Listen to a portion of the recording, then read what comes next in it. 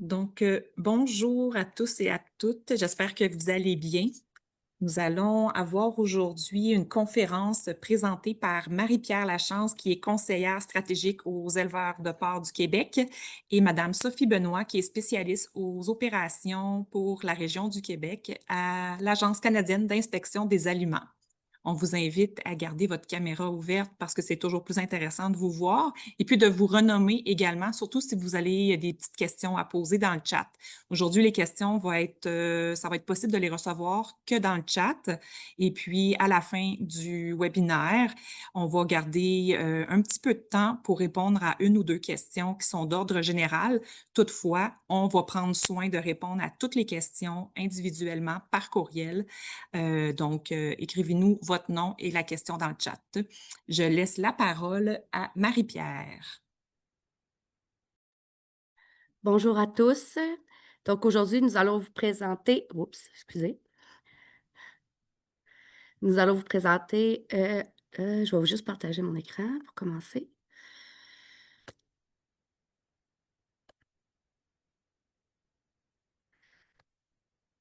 Donc, ça s'en vient. Donc aujourd'hui, on va vous parler de bien-être animal et de transport, ce que dit la réglementation. Donc le plan de la présentation, tout d'abord, je vais faire une brève introduction. Ensuite, Sophie Benoît va présenter le règlement sur la santé des animaux en général. Et finalement, moi, je vais faire un retour sur la réglementation et je vais présenter des outils qui sont disponibles autant pour les transporteurs, les éleveurs ou tout intervenant qui intervient dans le transport. Et finalement, on va faire une brève conclusion. Donc, pour ce qui est de l'introduction, pourquoi dois-je respecter la réglementation comme producteur ou transporteur ou toute personne qui intervient auprès du transport? Un, c'est pour favoriser le bien-être des animaux lors du transport. C'est améliorer l'image de la production porcine et aussi éviter des pertes économiques. Parce que transporter des animaux fragilisés ou inaptes, ça peut entraîner un risque d'avoir des sanctions lors de l'arrivée à l'abattoir. Ça peut entraîner des condamnations de porcs ou des parties de carcasse. Ça peut entraîner des décès des porcs durant le transport ou à l'arrivée à l'abattoir. Puis ça permet d'avoir une meilleure gestion des risques sanitaires. Puis juste pour rappel, une sanction administrative pécuniaire, ça peut aller jusqu'à 15 000 selon l'infraction. Donc, qui doit respecter la réglementation? Tout d'abord, c'est toutes les personnes qui participent au transport des animaux, directement ou indirectement, sont responsables d'évaluer si les animaux sont en état de voyager, de les sélectionner, de les préparer et de les embarquer s'ils sont aptes. Et ça s'applique là, aux propriétaires des animaux autant que le transporteur. Très important. Donc, les personnes chargées de l'embarquement, du transport et du débarquement d'animaux doivent connaître et respecter les règlements canadiens sur le transport des animaux. Juste pour vous faire un bref historique, c'est le règlement sur la santé des animaux de l'Agence canadienne d'inspection des aliments, elle existe depuis longtemps. Ça existe depuis 1977, mais il y a eu une dernière modification du règlement en 2020. Donc, on a développé des outils ici à l'interne que je vais vous présenter plus tard, mais ça fait longtemps que le règlement existe. Donc, mais la dernière modification a vraiment eu lieu en 2020. Donc, au niveau fédéral, il y a plusieurs lois ou règlements qui peuvent s'appliquer. Premièrement, il y a le Code criminel du Canada qui pourrait s'appliquer. Après ça, il y a la loi sur la santé des animaux et son règlement. Et c'est dans le règlement sur la santé des animaux, dans la partie 12, qu'on trouve toutes les exigences en matière du transport des animaux. Juste pour vous mentionner, après le webinaire, lorsqu'on va vous envoyer les réponses aux questions, on va aussi vous inclure une liste de liens vers les outils qu'on vous présente, les règlements, tout ça, pour que vous les ayez en main si vous voulez continuer à apprendre sur les différents règlements. Donc, il y a la loi sur la santé des animaux et son règlement. Et dans la partie 12, vous allez trouver tout ce qui touche le transport des animaux. Et très important, là, ça touche tous les animaux, pas juste le porc. Ensuite, à l'abattoir, il y a la loi sur la salubrité des aliments et son règlement. Et dans la section 7, c'est là que les abattoirs vont avoir des exigences en matière de bien-être animal pour les animaux qui arrivent à l'abattoir. Donc, comment bien manipuler les animaux à l'abattoir, leur donner des soins sur des soins.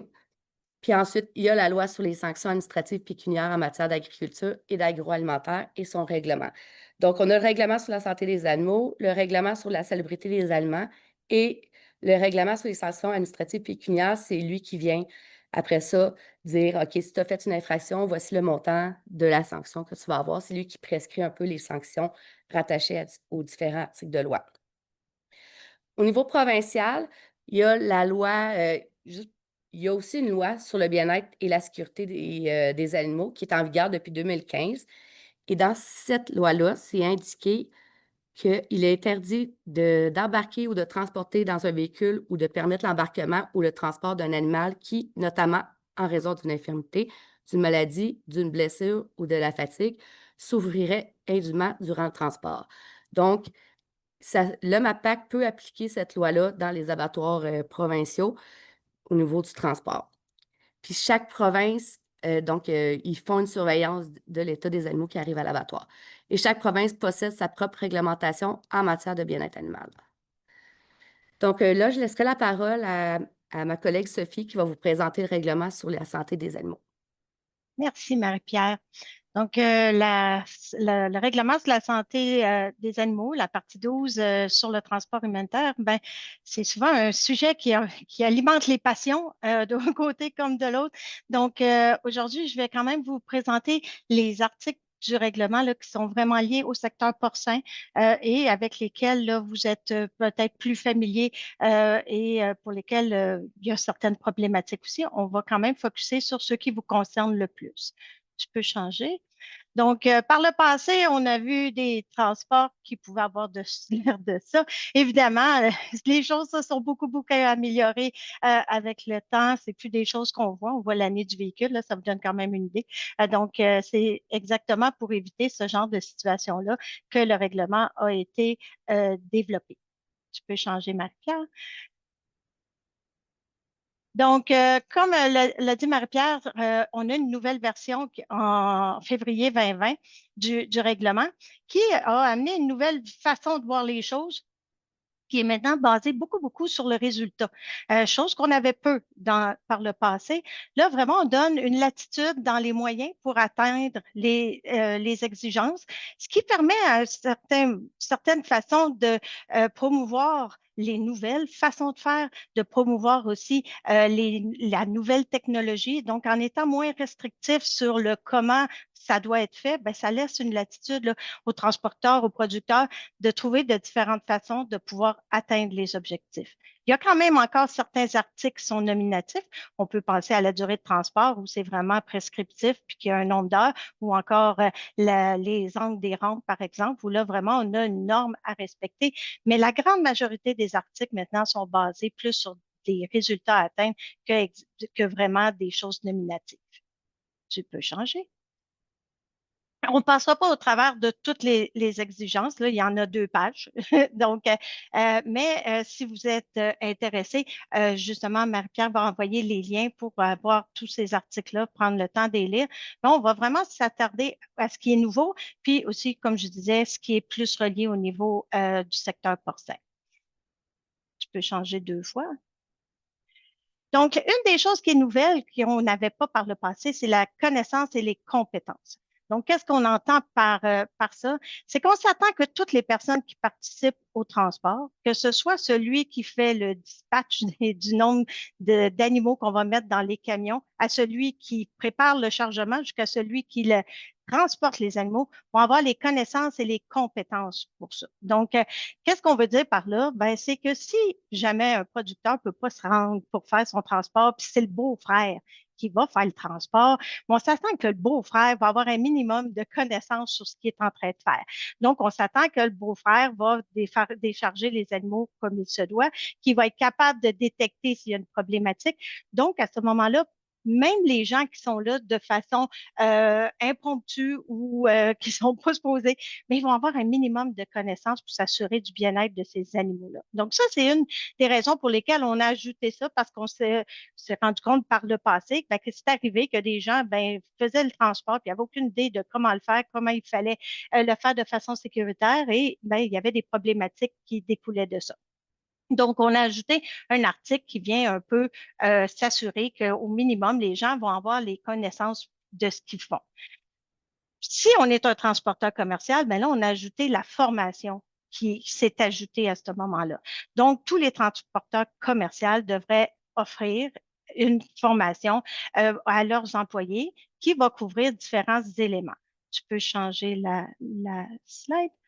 Donc, le règlement n'oblige pas une formation en tant que telle, une plus qu'un autre. Au Québec, on a beaucoup la TQA ou le CLT qui est disponible de façon, je vous dirais, majoritaire. Les gens vont opter pour celle-là, mais sachez que ça pourrait être une formation faite maison. Ce serait tout à fait acceptable. Encore une fois, basé sur le résultat.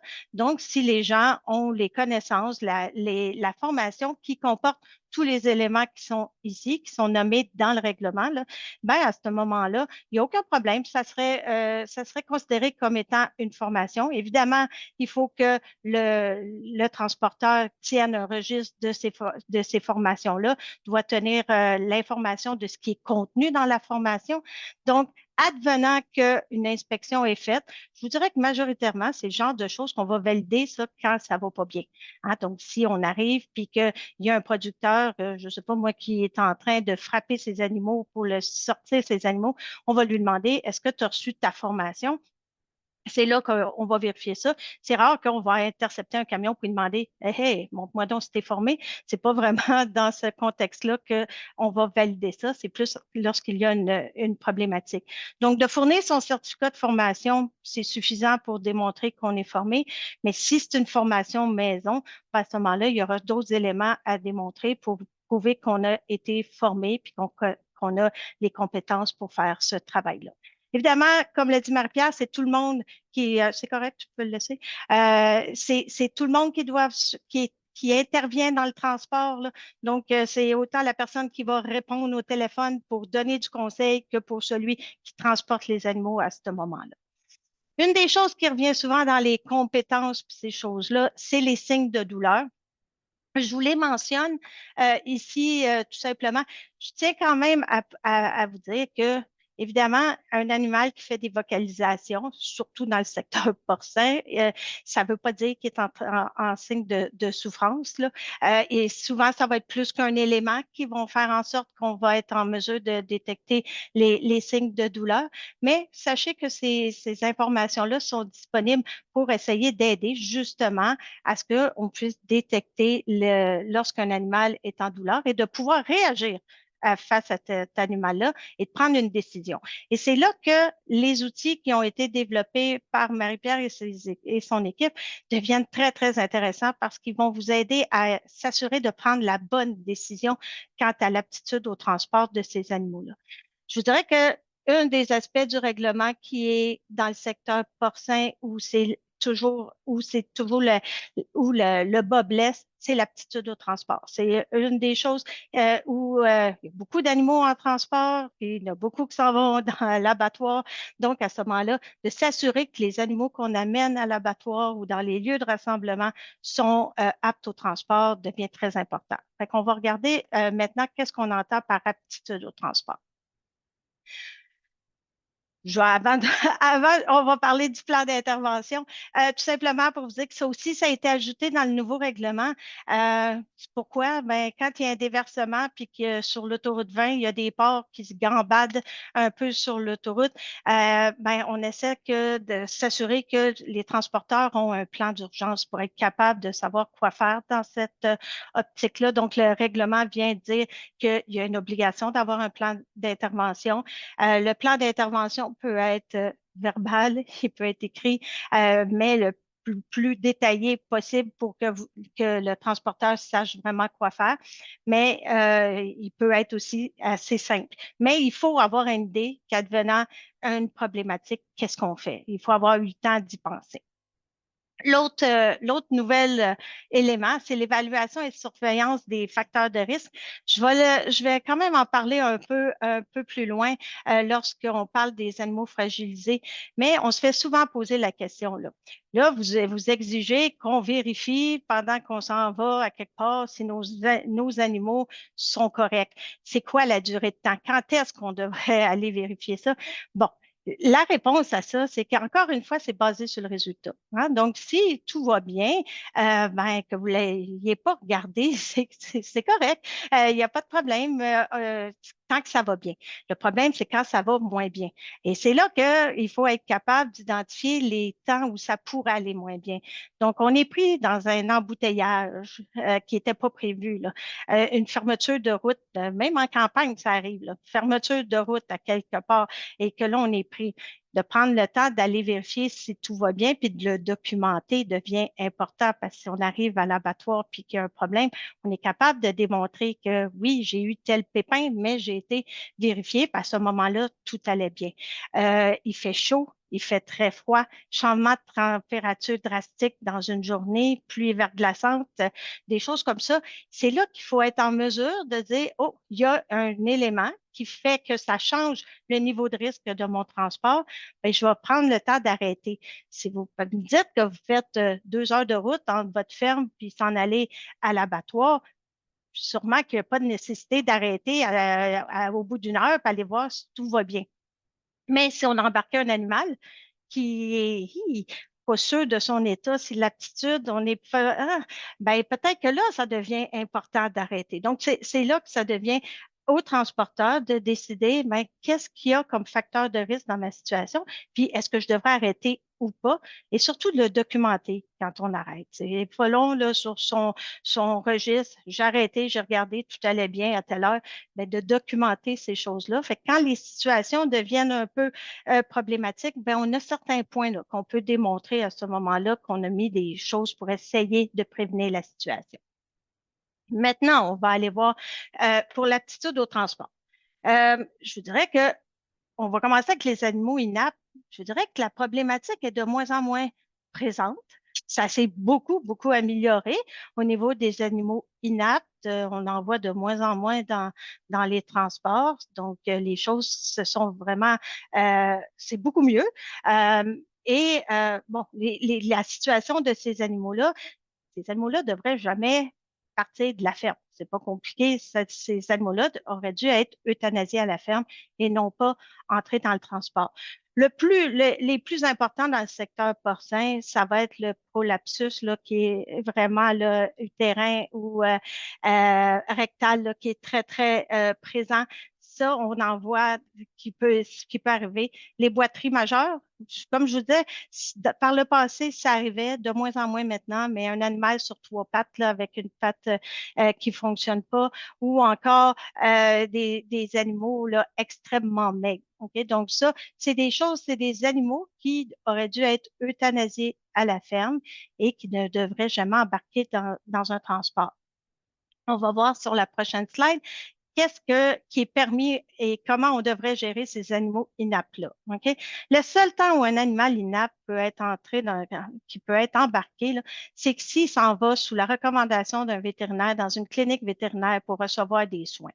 Dans le secteur porcin, ça arrive pas tant souvent, mais on peut penser dans le secteur équin ou dans la vache de reproduction où les animaux ont une valeur très, très importante d'avoir des animaux avec une patte cassée qui vont s'en aller à faculté, par exemple, pour recevoir des soins. Oui, ça va arriver, ça va être prévu, ça va être organisé. Ils vont mettre un attel, ils vont mettre des soins pour s'assurer du bien-être de cet animal-là pour recevoir des soins.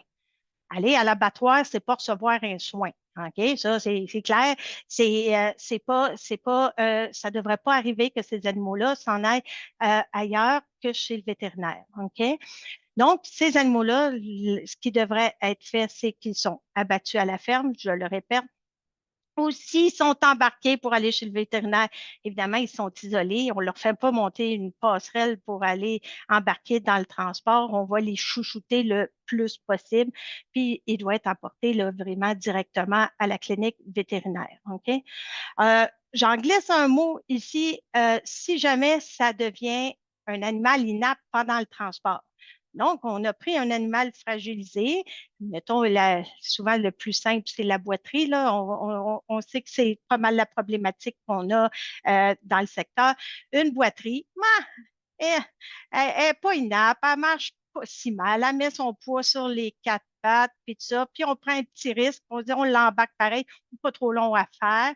Mais là, quand on arrive à l'abattoir, l'animal est au sol, puis ne marche plus. Donc, elle est considérée inapte à ce moment-là. Donc, l'animal doit être euthanasié dans le transport avant, insensibilisé dans le transport avant de le débarquer. Puis, si on s'en rend compte pendant le transport, il devrait être amené à l'endroit le plus proche. Quand on dit l'endroit le plus proche, le secteur porcin, c'est toujours un peu complexe pas parce que l'abattoir le plus proche, c'est celui d'un autre réseau qu'on peut débarquer là à dire hé, hé, j'ai un animal fragilisé ou un animal inapte, puis débarquer ces animaux-là. Donc, il y a quand même une latitude qui est donnée. L'endroit le plus proche devrait être celui qui est en mesure d'accueillir votre animal là, lorsqu'il est devenu fragilisé ou inapte pendant le transport. Donc, la dernière petite phrase qu'il disait, c'est si j'arrive, on fait une inspection dans un lieu de rassemblement, on voit un animal qui est inapte sur place, ben, on peut donner l'ordonnance d'euthanasier l'animal immédiatement. Ce qui n'était pas dans l'ancien règlement. Souvent, le provincial pouvait le faire, mais pas nous. Ça a été ajouté dans le nouveau règlement qu'on a le pouvoir de pouvoir exiger soit que cet animal-là soit euthanasié tout de suite sur place ou bien qu'il soit transporté à un endroit précis pour recevoir, pour être euthanasié à ce moment-là. On va voir quelques images d'animaux qui étaient inaptes au transport. Ça, c'est ce qu'on appelle dans notre jargon un racabésique. Okay? Quand c'est assez maigre qu'on voit toutes les côtes et ces choses-là, cet animal-là, bien évidemment, n'avait pas la capacité d'endurer le transport qui lui a été exigé. Donc, cet animal-là aurait dû être abattu, euthanasié à la ferme. Un autre exemple, bon, clairement que cet animal-là, on peut imaginer tous les autres porcs dans le même parc qui ont dû pas le laisser tranquille pendant son transport. Donc, clairement, cet animal-là n'aurait pas dû être transporté, était inapte au transport également. On voit ici, bon, c'est correct, différentes conditions aussi. On voit, tu sais, les hernies aussi, là, avec des plaies qui suintent, puis donc, à ce moment-là, qui touchent les pattes arrière, qui peuvent même toucher le sol. Évidemment, tout ça, ça n'aurait pas dû être transporté, aurait dû être euthanasié à la ferme. Okay? Donc, ces conditions-là, on en voit encore de temps en temps des hernies comme ça, des choses comme ça, mais il y a une grande, grande amélioration. Là. Il faut le dire, là, on en voit de moins en moins. Les photos qu'on a là datent quand même d'un certain temps. Donc, clairement que j'aime autant ça. Plus j'ai de la misère à trouver des photos d'animaux avec des conditions, ben moi, ça me fait plaisir d'avoir de la difficulté à les trouver parce que ça veut dire qu'on en a de moins en moins. Donc, on continue dans cette optique-là. La chose qui a un peu changé, c'est que par le passé, quand on faisait des rapports de non-conformité, il fallait démontrer, le règlement était écrit qu'il fallait démontrer que ces animaux-là avaient subi une souffrance indue. Là. Ça devenait difficile de toujours démontrer que l'animal souffrait là, de sa condition. Maintenant, dans le nouveau règlement, on a vraiment des conditions qui sont nommées. Donc là, on n'a plus besoin de penser est-ce que cet animal-là va souffrir plus ou moins si je l'embarque pas. Ben, il y a des conditions. Puis si l'animal rentre dans une de ces catégories-là, ben, il est considéré fragilisé. Donc ça aide quand même un peu au lieu d'avoir à essayer d'évaluer la souffrance de l'animal en tant que tel. Un des points où c'est difficile, c'est la définition pour la boiterie. Okay? Donc, dans l'INAP, ça dit vraiment qu'il marche juste sur 3 pattes, il hésite, il ne veut pas marcher dessus, puis ça, c'est clair. Dans les animaux fragilisés, on dit qu'ils boitent d'une façon qui n'est pas définie par la définition d'INAP. Ce qui veut dire que toutes les autres boiteries, en tant que telles, sont considérées comme fragilisées. Et c'est là, il n'y a comme pas de gris. Hein? C'est comme, c'est toi, si tu boites, soit que tu es fragilisé ou que tu es inapte. Et c'est là que ça devient difficile là, pour le jugement. Et c'est là que Marie-Pierre et ses outils vont vous aider à pouvoir définir dans quelle catégorie d'aptitude cet animal-là va se placer. Donc, je vais laisser, Marie-Pierre va revenir sur ses outils tantôt, mais sachez que, je peux changer, les animaux, lorsqu'ils sont considérés fragilisés, on ne peut pas faire dans un transport un beau pack de fragilisés. OK? Ce n'est pas un hôpital qui se promène là, comme on peut faire à la ferme puis dire on va tous les mettre dans le parc hôpital. Là. Dans le transport, c'est isolé qu'on dit, puis c'est isolé un par un. OK? Donc, c'est un animal tout seul qui va être qui va être transporté, un fragilisé tout seul. Le fragilisé, il peut s'en aller à l'abattoir le plus proche. OK? Donc, ça, c'est permis de l'envoyer à l'abattoir. On s'attend qu'on va avoir mis des conditions pour pouvoir le transporter un peu plus de litière. On va l'embarquer à la fin pour pas qu'il ait à marcher en dedans du camion. Évidemment, on ne lui fait pas monter les rampes à l'intérieur pour le mettre en haut.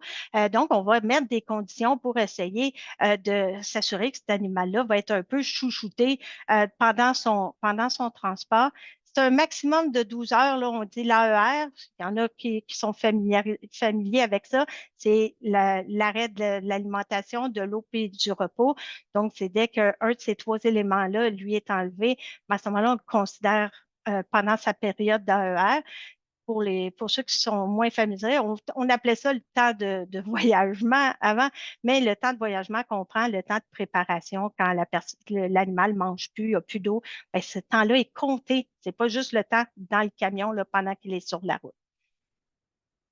Ensuite de ça, la même chose pour les animaux fragilisés. On a la disposition pour pouvoir ordonner qu'ils s'en aillent à un endroit ou un autre. Un bel exemple, c'est si on intervient pendant un blitz routier, puis qu'il y a des animaux, supposons qu'on essaie de faire lever, puis qui ne se lèvent pas, on peut ordonner que le camion va s'en aller à tel endroit pour le débarquement des animaux, pour pouvoir évaluer l'aptitude au transport des animaux qui sont à l'intérieur du camion. Donc, c'est un peu la majorité du temps, on n'a pas besoin d'ordonner. On réussit à travailler en collaboration avec les gens, puis fait que ça n'arrive pas souvent qu'on va ordonner, mais sachez qu'on a le pouvoir de pouvoir le faire.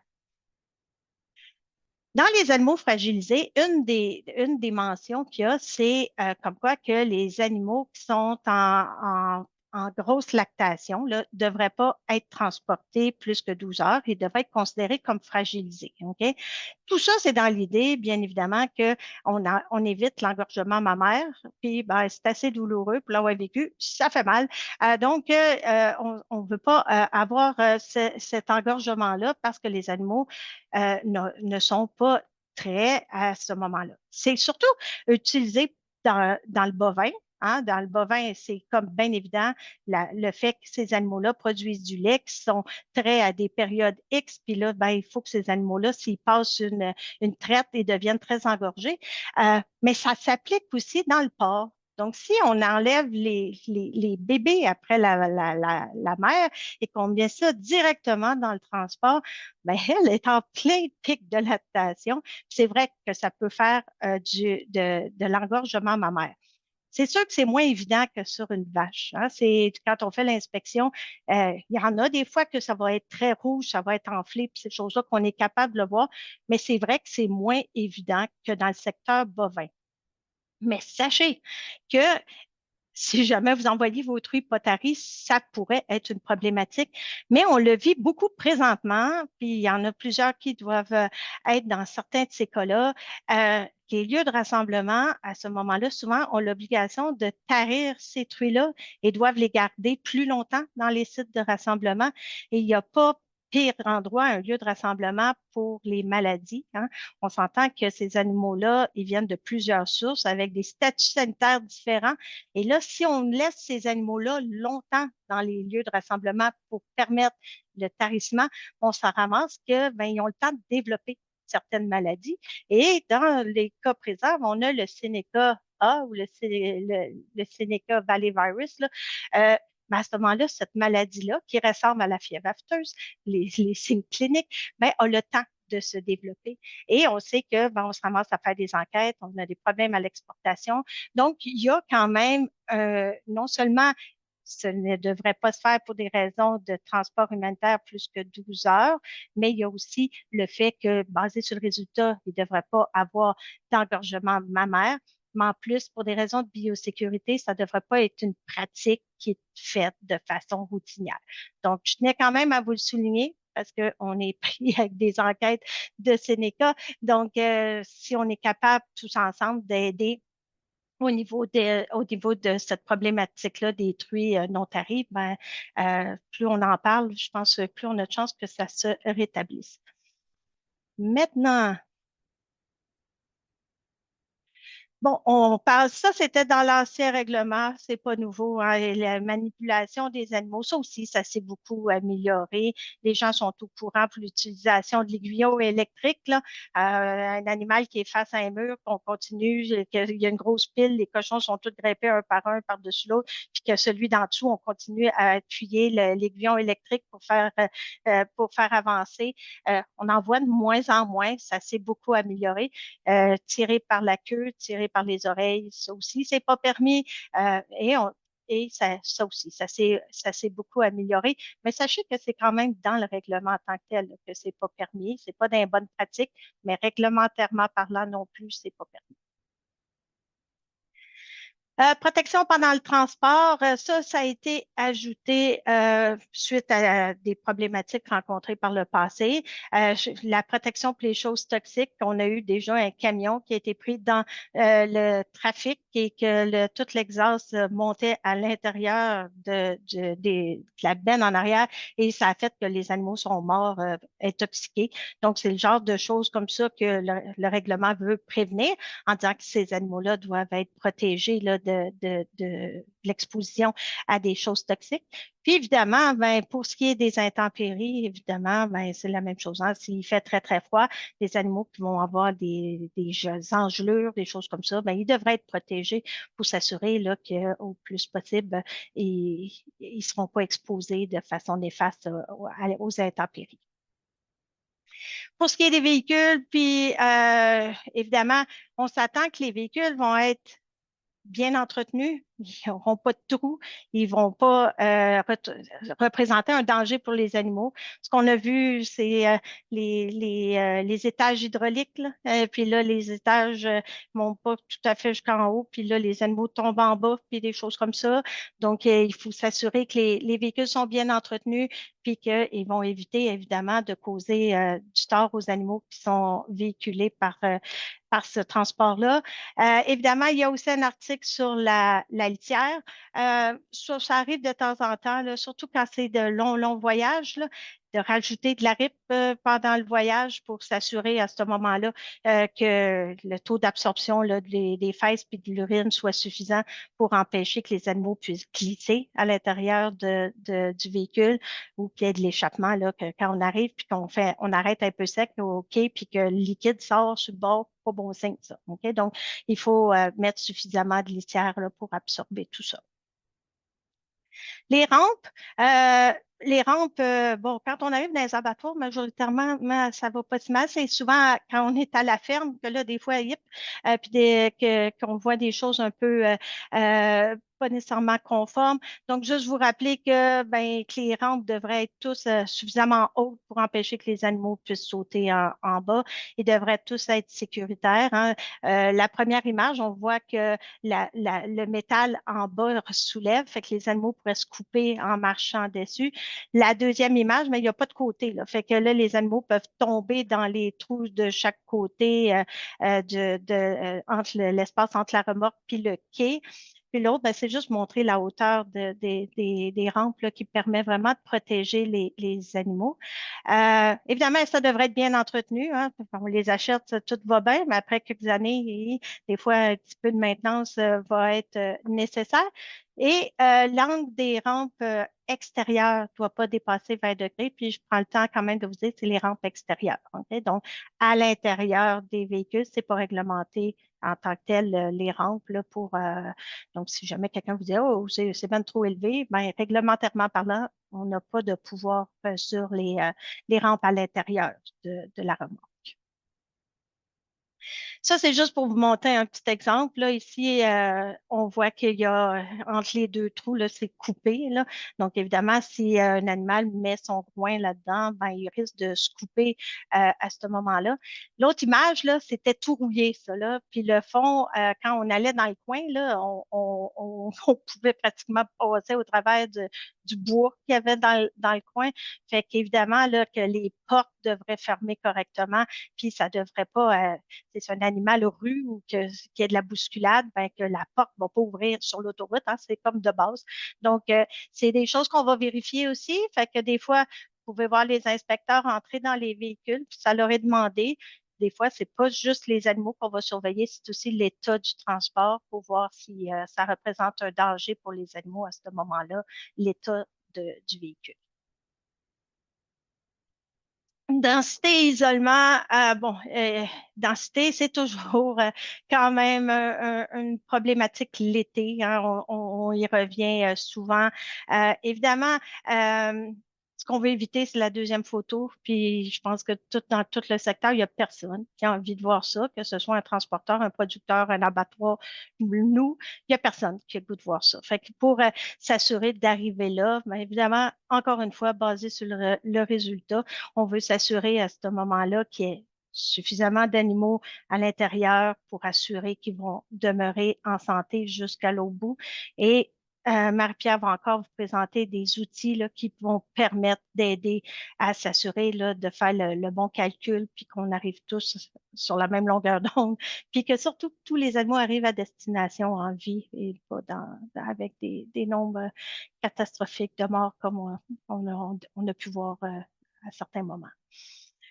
Pour ce qui est de séparer les tailles des animaux, là, évidemment, dans le règlement, il est permis seulement de mettre des animaux de différentes tailles pour la mère et son petit. OK? Donc, la mère et son petit, ça ne veut pas dire une truie qu'on a pris de la maternité avec une douzaine de bébés de la pouponnière. Là, c'est pas ça, une mère et son bébé. C'est vraiment prévu comme dans les foires agricoles où la truie, elle a mis bas sur place, puis que là, il ramène avec les bébés.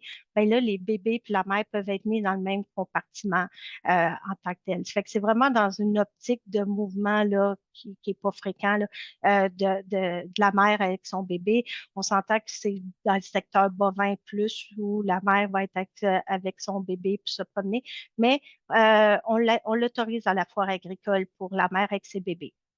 C'est le seul moment où on permettrait d'avoir les animaux de différentes tailles. Sinon, ils doivent être séparés, ils peuvent être dans le même transport, mais séparés, bien évidemment.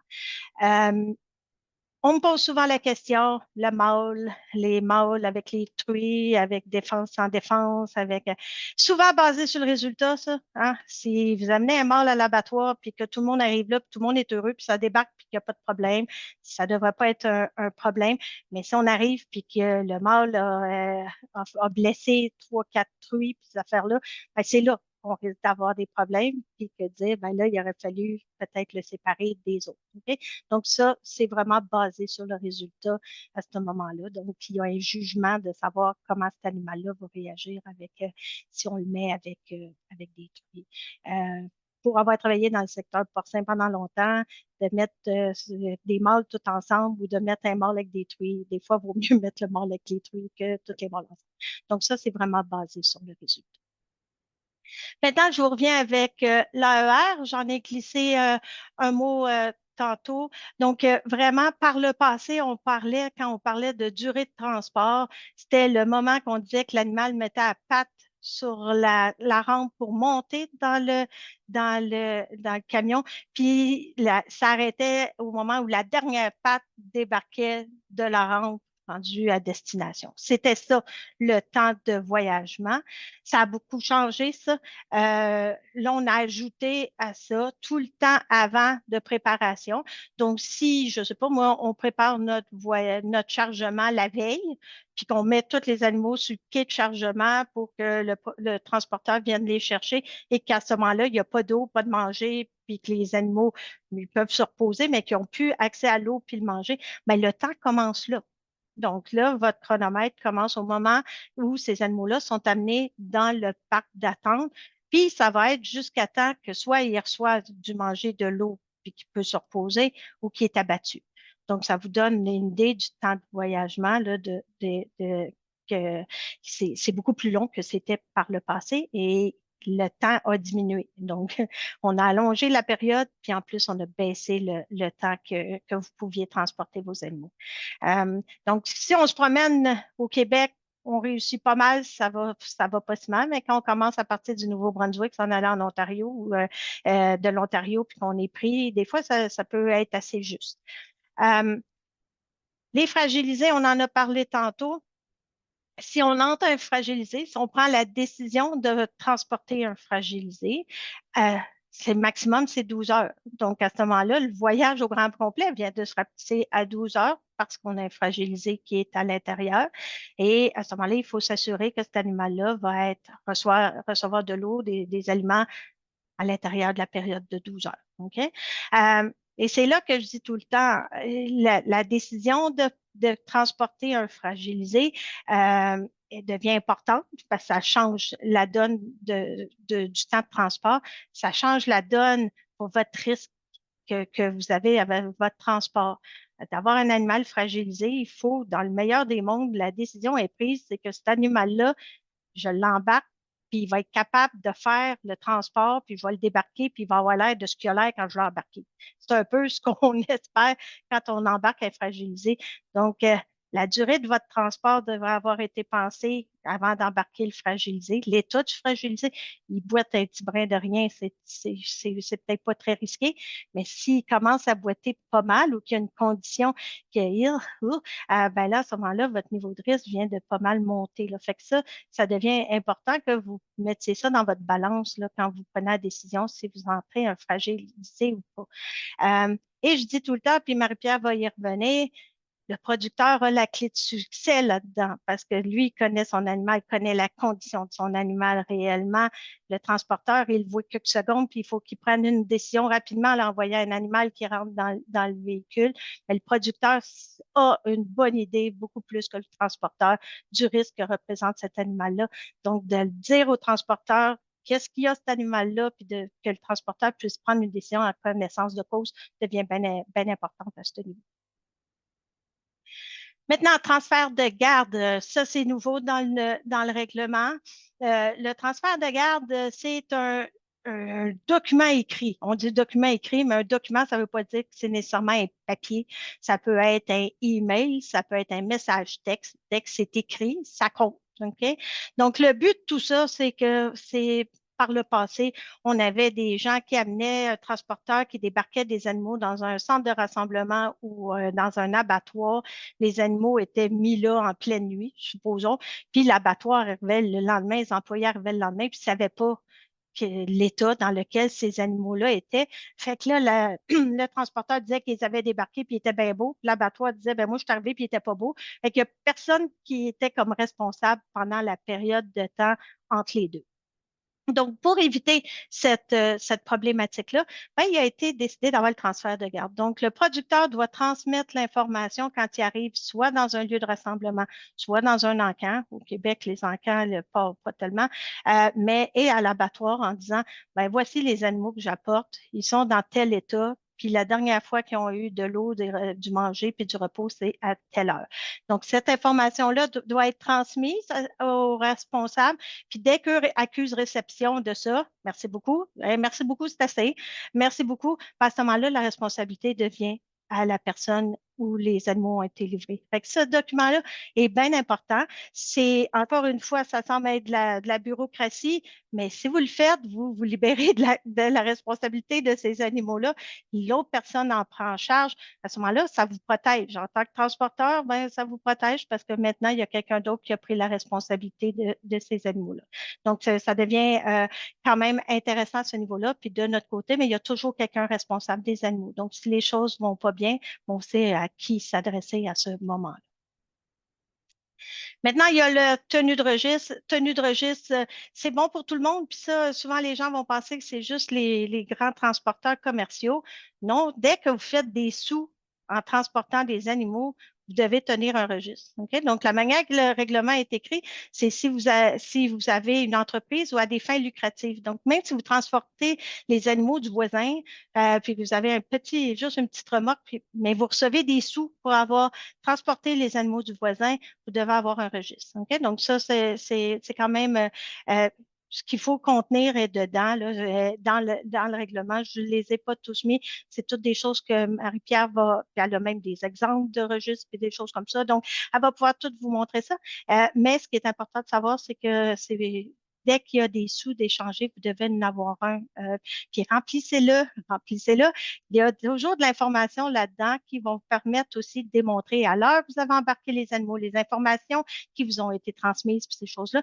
Quand arrive une non-conformité, oui, ces éléments-là vont être pris, mais il peut aussi vous aider à démontrer que vous avez fait les choses correctement.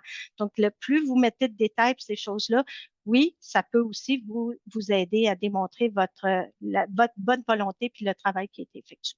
Donc, de ne pas se restreindre dans la tenue des registres. Maintenant, où vous pouvez nous voir, où les gens de l'agence, vous pouvez vous attendre à nous voir.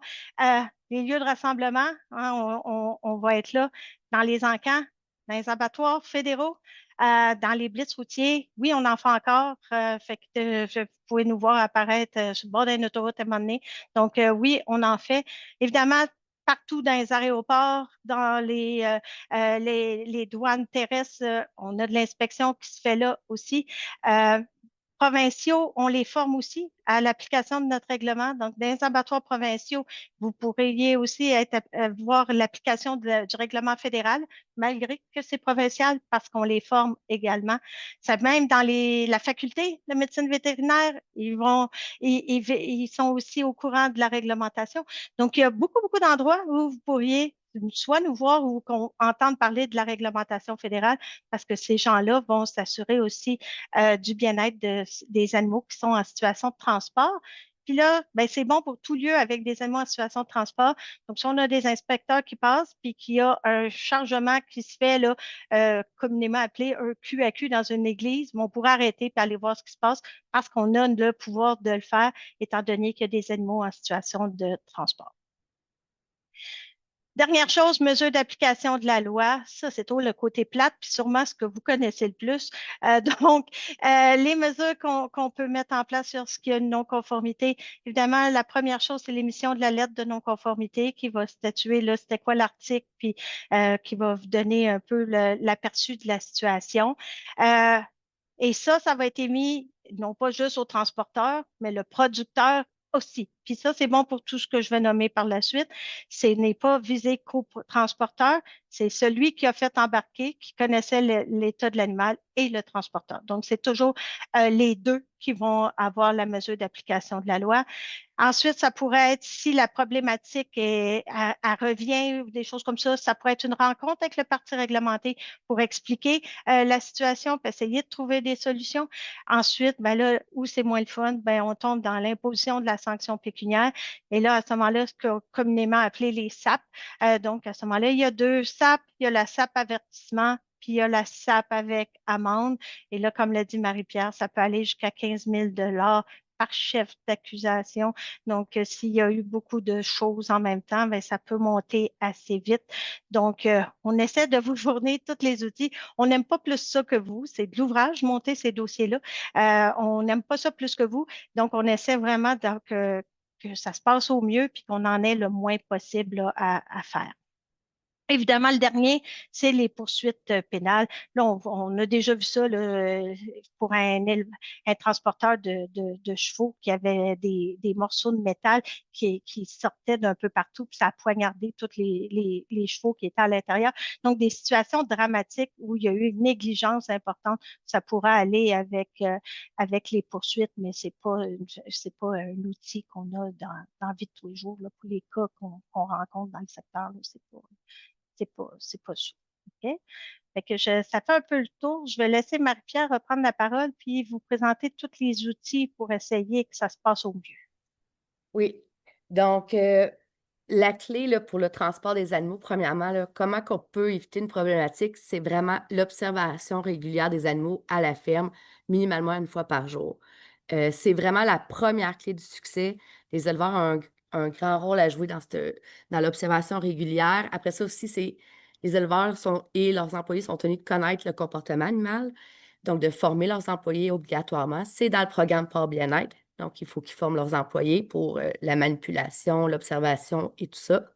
C'est important de savoir identifier les animaux à risque et souffrants à la ferme et ensuite de prendre la bonne décision. Est-ce que vous allez les traiter? Est-ce que vous allez le transporter ou finalement vous allez l'euthanasier à la ferme? Puis juste rappeler, dans le programme Porc Bien-être, il y a une procédure obligatoire qui est la 7.6. Puis le soin des porcs malades et blessés, c'est un point critique du programme Porc Bien-être. Donc, c'est important de suivre sa procédure et de former ses employés pour qu'ils surveillent bien les animaux à la ferme. C'est vraiment la première clé du succès pour éviter d'avoir des animaux inaptes qui se ramassent à l'abattoir. Puis la rapidité de la décision va permettre, dans plusieurs cas, de limiter le nombre de porcs fragilisés à devoir abattre, par exemple, par la mise en place d'un traitement rapide ou bien d'isoler l'animal pour qu'il récupère. Donc, le producteur est vraiment la première clé du succès, comme Sophie l'a dit dans sa présentation. Ensuite, pour la formation des employés, juste un petit rappel, là, il y a un code QR sur la diapo. Il y a une plateforme de formation en ligne qui est disponible, là, qui a été montée par le Conseil canadien du porc. Puis sur cette plateforme de formation-là, il y a beaucoup de vidéos. Comment euthanasier un porc, parce que ça fait partie de l'ordre de décision. À un moment donné, l'animal, il n'est plus transportable, ça ne sert à rien de le faire souffrir, il faut l'euthanasier. Donc, on a plusieurs capsules vidéo qui expliquent comment bien euthanasier un animal. Et ensuite, comment préparer aussi les animaux au transport. Et dans cette section-là, il y a des vidéos sur qu'est-ce qu'une boiterie inapte et fragilisée, qu'est-ce qu'une blessure inapte et fragilisée. Il y a vraiment plusieurs capsules vidéo. Donc, vous pourriez utiliser cette plateforme-là pour former vos employés. Puis très important, disponible en narration français-anglais, mais aussi sous-titré en espagnol, en philippin puis ukrainien. Donc ça, c'est juste un rappel qu'il y a une belle plateforme de formation en ligne en ce moment disponible, puis vous pouvez l'utiliser. Puis présentement, on a des gratuités. Donc, si vous voulez inscrire vos employés, vous appelez aux éleveurs, juste avec le code QR. Puis on peut inscrire vos employés là, pour la formation. On a encore des inscriptions gratuites à distribuer. Donc, vraiment, à la ferme, c'est important de prendre la bonne décision. Vous notez un animal qui a une condition particulière qui boite. Première chose, il y a trois scénarios. Un, OK, je peux l'isoler puis le traiter, il va s'en sortir. Si on voit qu'il est mourant puis qu'il n'a aucune chance ou que c'est sûr qu'il est inapte au transport, on l'euthanasie rapidement, le plus vite possible. Et sinon, si vraiment c'est une boiterie qui pourrait être encore transportable, c'est possible de la transporter. Donc, tu sais, il y a des arbres de décision dans le programme Porc Bien-être, dans le code de pratique. Donc, c'était vraiment important d'appliquer cet arbre de décision-là en tout temps dès que vous notez un animal qui a une problématique. L'éleveur, c'est vraiment c'est la première personne qui a un rôle à jouer pour l'évaluation de l'aptitude au transport. Donc, la deuxième clé du succès, c'est effectivement l'évaluation avant le chargement. Donc, il faut s'assurer que vos animaux sont aptes au transport. Puis en cas de doute, il est obligatoire d'en discuter avec votre transporteur. Ça se peut que le matin que vous chargez des cochons, il y en a un, vous n'êtes pas sûr, parlez-en à votre transporteur avant de le charger. Il faut que ça soit une décision commune. Puis le transporteur a le droit de refuser le port. C'est lui qui a le dernier mot quant au transport de l'animal ou non.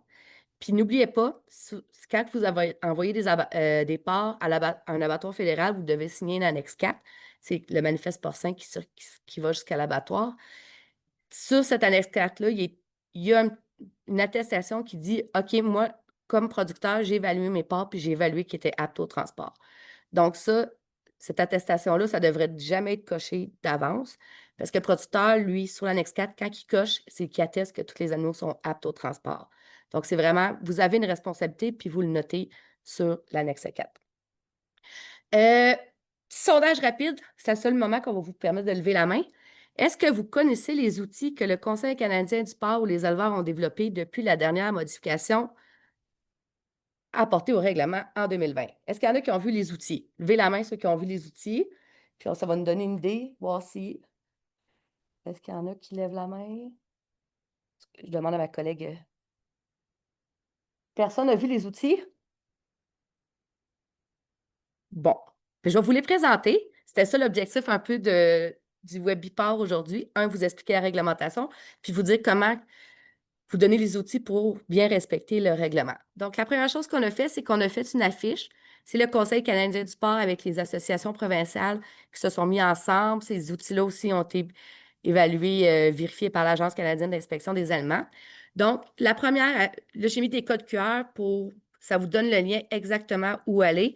Mais comme j'ai mentionné au début de ma présentation, on va aussi vous envoyer une feuille avec plein de ressources. Donc, l'affiche, tout d'abord, l'affiche est sur le site sécurisé des éleveurs et des transporteurs. Donc, tout transporteur ou producteur qui scanne le code QR à l'instant va arriver dans la section sécurisée. Puis vous allez trouver, des capsules vidéo, puis 2, l'affiche. Donc vous pouvez puis si vous en voulez des copies papier de l'affiche, on a encore au bureau, on pourrait vous en envoyer par la poste. Ensuite, on a aussi développé beaucoup de fiches qui expliquent comment calculer justement l'AER que Sophia parlait tantôt. Tu sais, l'alimentation et au repos. Dès que tu retires un des 3 éléments, automatiquement, la durée maximale de transport part. Donc, on a fait comme des graphiques qui expliquent un peu comment ça fonctionne. Puis ensuite, il y en a une qui dit c'est quoi une disposition spéciale. Vous avez le droit de transporter des animaux fragilisés, mais comment vous devez les transporter? On a fait une affiche. Et finalement, il y a d'autres, on a fait 5-6 fiches explicatives, puis elles sont sur le site public. Donc, vous pouvez les consulter en tout temps. On a fait aussi des capsules vidéo que je vous ai montrées tantôt. Les capsules vidéo aussi, vu que le matériel est quand même, tu sais, on explique vraiment c'est quoi un porc inapte, fragilisé.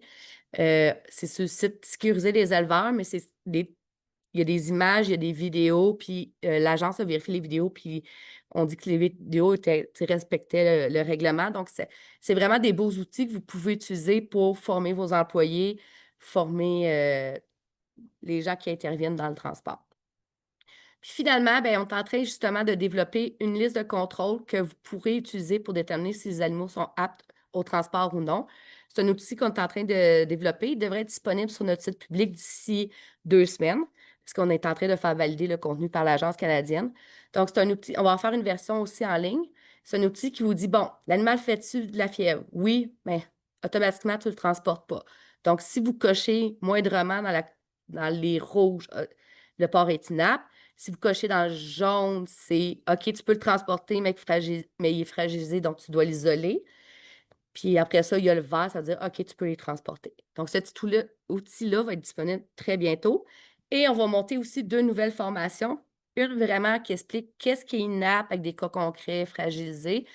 Puis une dernière, comment prévenir à la ferme. Parce que c'est vraiment à la ferme, on peut prévenir certaines situations. Donc, on veut monter une formation aussi sur la prévention à la ferme, comme quoi faire avant d'en arriver jusqu'à, tu sais, quoi faire avant d'envoyer un animal fragilisé à l'abattoir.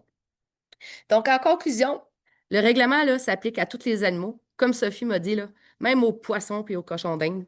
Donc, le règlement sur la santé des animaux s'applique à tous les animaux, dans toutes les provinces, et ce, peu importe le lieu de livraison, que ce soit dans un parc, sur un bateau, à l'aéroport, le règlement s'applique. Puis c'est vraiment une responsabilité partagée qui ne relève pas seulement du transporteur. C'est important, c'est vraiment, vous devez parler avec votre transporteur avant de transporter un animal qui a une condition particulière. Donc, j'ai bien aimé cette phrase-là. L'éleveur a la première responsabilité d'évaluer l'aptitude au transport et le transporteur de conserver cette aptitude. Donc, l'éleveur est vraiment la clé du succès parce que lui, à la ferme, il observe quotidiennement ses animaux, il peut les traiter avant qu'il y ait eu des problématiques, euthanasier ceux qui ne seront pas transportables. Après ça, oui, il y a des éléments dans le transport qui peuvent avoir un impact sur l'aptitude au transport. S'assurer qu'on a un bon espace, s'assurer que s'il ne fait pas beau, vérifier les conditions de routière avant de partir, s'assurer que la durée est respectée, la densité aussi. Puis tout ça, ben, quand on met tous ces éléments ensemble là, ben, on assure le bien-être des animaux durant le transport. Donc, et voilà, c'était la présentation, donc notre conclusion. Donc, Merci beaucoup, Marie-Pierre et Sophie, pour ce webinaire. On avait demandé aux gens en tout début que si vous aviez des questions, de les poser par le chat. On en a eu une qui fait référence à la loi B3.1, article 10, qui pourrait interdire un transport lorsqu'il y a canicule, puisque le port doit souffrir en pleine chaleur extrême. Sinon, y a-t-il des règlements ou des lois qui régissent le transport en temps de canicule? tu peux y aller, Je peux pas Sophie? répondre. Ouais, je peux pas répondre pour le MAPAC. C'est pour ce qui est du B3, c'est le MAPAC, mais je peux répondre réglementairement parlant. Euh, pour ce qui est de l'agence, le règlement, il est basé beaucoup, comme je le disais, sur l'analyse du risque et le résultat. Donc, à ce moment-là, la latitude du transport est laissée aux gens qui l'organisent. Donc, il y a diminuer la densité. Il y a différentes choses qui vont être mises en place, brumatisation. Il y a différentes choses à l'abattoir qui vont être mises en place pour s'assurer du bien-être, ces choses-là. Mais on le voit nous-mêmes, les températures sont de plus en plus extrêmes. Donc, c'est sûr et certain que même là, il va falloir qu'on s'ajuste avec ce qui s'en vient. Là.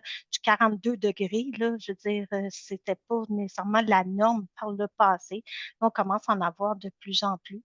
Donc, à ce moment-là, c'est sûr et certain qu'il va falloir qu'on travaille avec les outils pour s'assurer que nos outils, avec des températures aussi élevées, font encore du sens. Et peut-être que la conclusion va être que ça devient trop risqué à un certain niveau, puis que ça ne sera pas permis. Je pense qu'on regarde ça, mais ça ne sera pas nécessairement réglementairement parlant, mais c'est plus les outils qui vont venir à développer puis à prendre la décision que le risque est peut-être rendu trop élevé à ce niveau. Je ne sais Merci pas si ça beaucoup, répond Sophie. à...